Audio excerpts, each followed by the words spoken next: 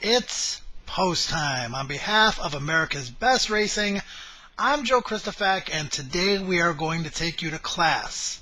Literally. Now imagine if the fastest, most talented horses on the track were allowed to race against the slowest ones. For example, what if California Chrome was able to race against a 0 for 50 maiden horse, a horse that has never won? There wouldn't be any competition. The races wouldn't be thought-provoking. There'd be an overwhelming favorite in every race, and therefore the races wouldn't be bettable either. It takes all the fun out of it. So the thoroughbred racing game works in a very structured and methodical fashion. And the variance of class levels is what makes the game competitive and therefore bettable. So I'm going to give you 3 things you need to know about class. First of all, class rankings.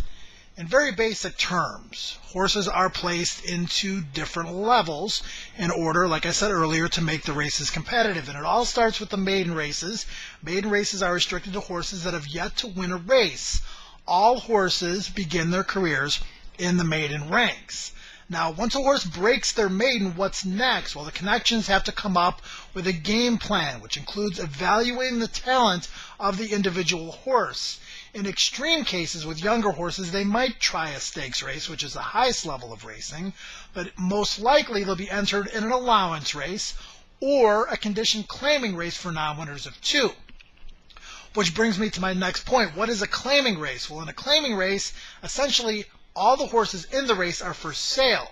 Claiming races make up about 70% of the day-to-day racing action across North America. Now, the claiming price can range usually from about $5,000 upwards to $50,000 or even $100,000. So again, if you're in a claiming race, that means if you're a horse, you are for sale.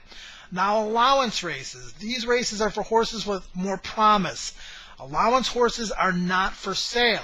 Horse is not competitive in the allowance ranks, eventually, most likely, they will drop in class into a claiming race. Now, the highest level of racing, stakes races, handicap races.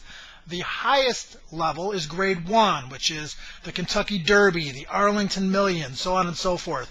Then we go down to grade 2 stakes and grade 3 stakes, and there are also non-graded stakes races as well.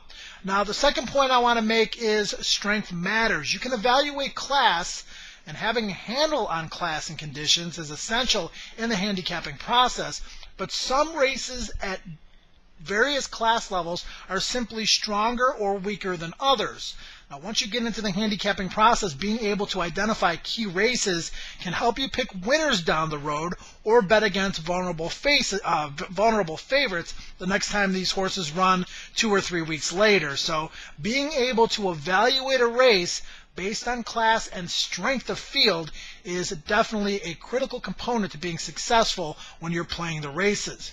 Now, higher level races run at higher level tracks are normally better. We're talking about tracks like Keeneland, Del Mar, Saratoga, Gulfstream, especially in the winter and spring, Belmont, and even Santa Anita. So, for example, a first-level allowance race at Keeneland is going to be stronger than a first-level allowance race at Turfway.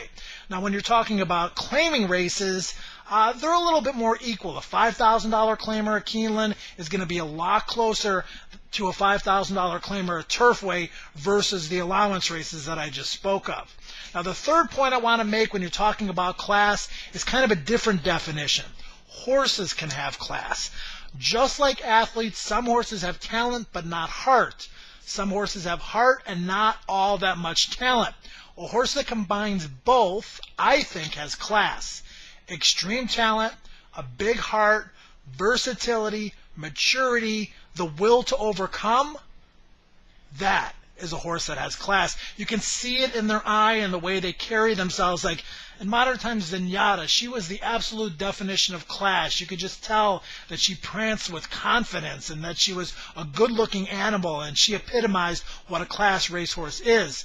Now, as I told you a little bit earlier, you have to know your class levels, but it's also important to know your horses. And always remember, with knowledge comes horsepower.